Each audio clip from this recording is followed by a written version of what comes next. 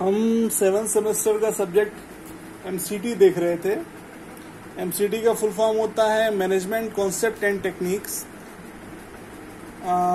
इसमें हमने basically start किया था प्लानिंग से।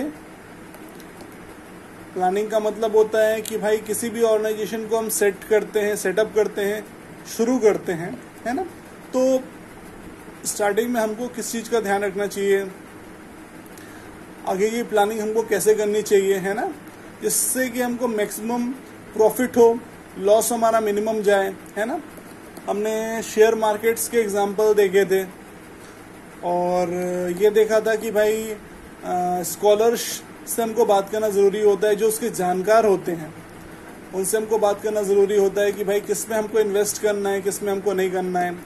अगर हमारी कंपनी का टर्नओवर जो है वो आज इतना है तो हमारे गोल्स डिसाइड होने चाहिए कि हमको अपनी कंपनी को 1 साल के अंदर कहाँ तक पहुँचाना है और 5 साल के अंदर हमको अपनी कंपनी को कहाँ तक पहुँचाना है।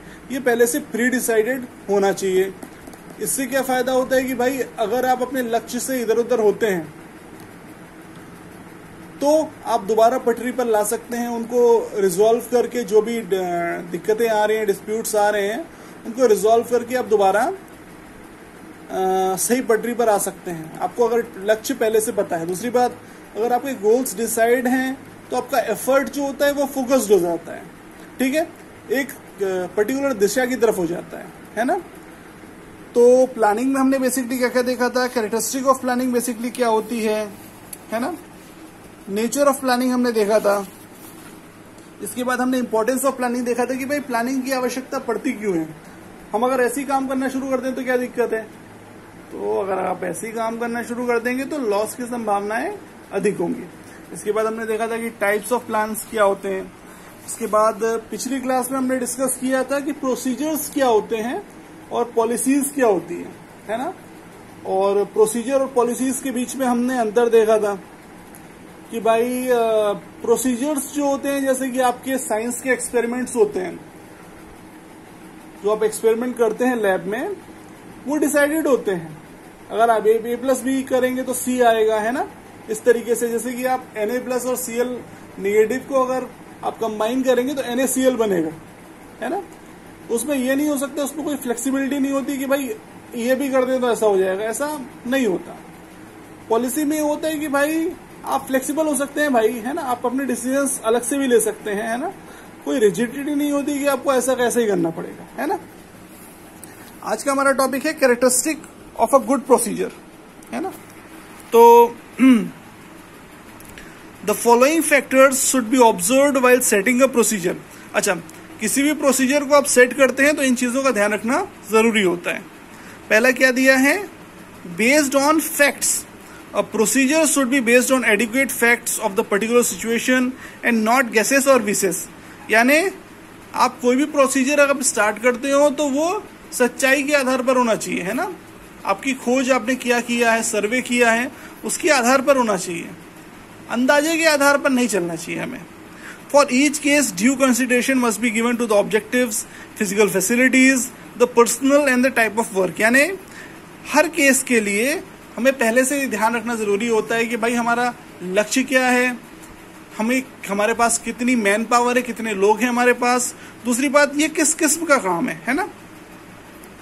Thus a procedure which is good for one organization may not be suitable for other organization। यानी अगर एक काम एक संस्था के लिए ठीक है, जरूरी नहीं है कि वही काम दूसरी संस्था के लिए भी ठीक हो। The procedure should be such that each step contributes positively to managerial action। यानी कि आपका प्रोसीजर ऐसा होना चाहिए कि आपका जो मैनेजर डिसाइड कर रहा है उसके काम को वो लगातार आगे बढ़ाते जाए positively. Second, procedure as a system. एक सिस्टम की तरह procedure to be effective must be recognised as a system of inter related activities in a network. अच्छा, किसी भी सिस्टम में प्रोसीजर जो होता है वो इंटर रिलेटेड होना चाहिए, एक नेटवर्क की तरह। यानी कि आप ये करो तो उससे उसको फायदा हो, वो करो तो उससे फायदा हो, किसी और चीज को फायदा हो। ए को आप करो तो ए से बी को फायदा हो, बी को करो तो आप सी को फायदा हो, है ना। इंटर रिलेटेड होना जरूरी है। तो problems of procedure cannot be solved unless they are complex systematic structure is analysed, यानी किसी भी प्रोसीजर की दिक्कतों को आप तब तक सॉल्व नहीं कर सकते हैं जबकि आप उसका पूरा नेटवर्क ना समझ लें कि एक प्रोसेस जो है वो किससे जुड़ी हुई है और दूसरी प्रोसेस जो है किससे जुड़ी हुई है। ठीक है, the designing of a procedure requires the same approach as that of organising because it must properly integrate the various activities which are affected by a procedure, यानी इसीलिए प्रोसीजर को ध्यान से स्टडी करना जरूरी होता है क्योंकि उस प्रोसीजर से हो सकता है कई और चीजें कनेक्ट हो, एक प्रोसीजर के आउटकम से हो सकता है कई और चीजें भी कनेक्ट हो, तो उसको अच्छे से डिटेल में स्टडी करना जरूरी होता है कि भाई इसमें अगर हमने चेंज किया तो ऐसा ना हो जाए कि हमारी ऑर्गेनाइजेशन के अंदर किसी और चीज में भी बदलाव आ जाए, है ना। थर्ड है इसी में well balanced. Designing a procedure is essentially a matter of maintaining balance between stability and flexibility in the procedure, यानी प्रोसीजर में जो है हमेशा बैलेंस होना जरूरी है। किस चीज का? स्टेबिलिटी और फ्लेक्सिबिलिटी का। पहली बात तो ये कि हमारा जो भी प्रोसेस है वो फ्लेक्सिबल होना चाहिए, ठीक है, लेकिन फ्लेक्सिबल उतना ही होना चाहिए कि भाई आप स्टेबल रह जाए, है ना, जो हमारा लक्ष्य उससे इधर उधर ना हो जाए, है ना। इसके बाद procedure should possesses stability and that it provides steadfastness of the established course with changes made only when fundamental modification in the factors affecting the operation of the procedure occur, यानी कि प्रोसीजर जो है वो हमारा जो काम है, हमारे जो सिस्टम है उसकी स्टेबिलिटी को अफेक्ट नहीं करना चाहिए। मतलब आप फ्लेक्सिबल हो वो तब तक ठीक है जब तक कि आप अपने लक्ष्य तक पहुंच पा रहे हो। अगर आप लक्ष्य से इधर उधर जा रहे हो तो उस फ्लेक्सिबिलिटी का कोई मतलब नहीं है ना। On the other hand flexibility in a procedure is required in order to cope with a crisis और इमरजेंसी, स्पेशल डिमांड्स और adjustment to a temporary condition, यानी अच्छा फ्लेक्सिबिलिटी क्यों जरूरी होती है?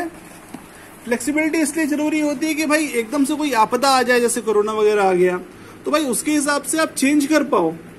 रिजिडिटी नहीं होनी चाहिए कि भाई ऐसा है तो ऐसा ही करना है ना। इसके बाद क्या है इसी में फोर्थ पॉइंट, अपडेटिंग प्रोसीजर, ठीक है, मतलब जो भी आप प्रोसीजर आप यूज कर रहे हैं उसको अपडेट करना जरूरी होता है। मान लीजिए कोई नई साइंटिफिक डिस्कवरी हुई है, जिस प्रोसेस से आप चल रहे थे उसको कम पैसे में और जल्दी इफेक्टिव तरीके से किया जा सकता हो, तो आप उस साइंटिफिक जो इन्वेंशन है उसको आप यूज करते रह जाएं, कर पाए, है ना, अपडेट करते रह पाए। जैसे कि पहले 2G था, फिर 3G था, फिर 4G था, अब 5G आ रहे हैं, है ना, तो अपडेशन जरूरी होता है। There should be a continuous review of the working of the procedure so that their utility is ascertained, यानी लगातार हमको रिव्यू लेना जरूरी होता है हमारे प्रोसीजर का, जिससे कि उनकी जो महत्ता है वो खराब कम ना हो, है ना, यानी इसकी क्वालिटी नीचे नहीं जानी चाहिए। In many cases it happens that a new procedure is added without deleting और मॉडिफाइंग द एग्जिस्टिंग वंस, यानी कई बार ये भी हो जाता है कि भाई हमने एक नया प्रोसीजर ऐड किया लेकिन हमको जो पुराना प्रोसीजर चल रहा था उसको हमको डिलीट नहीं करना पड़ा, है ना, या उसको मॉडिफाई नहीं करना पड़ा, यानी कि जो नया प्रोसीजर है वो जुड़ भी गया और पुराने वाले को हम लगातार इस्तेमाल करते भी जा रहे हैं, है ना। Thus, after certain time, the organization has too many procedures without taking full advantage of these, यानी कई बार क्या होता है कि किसी ऑर्गेनाइजेशन के पास कई सारे प्रोसीजर हो जाते हैं ना, उसी काम को करने के कई तरीके हो जाते हैं और हर चीज का वो पूरी तरीके से इस्तेमाल नहीं कर पाता।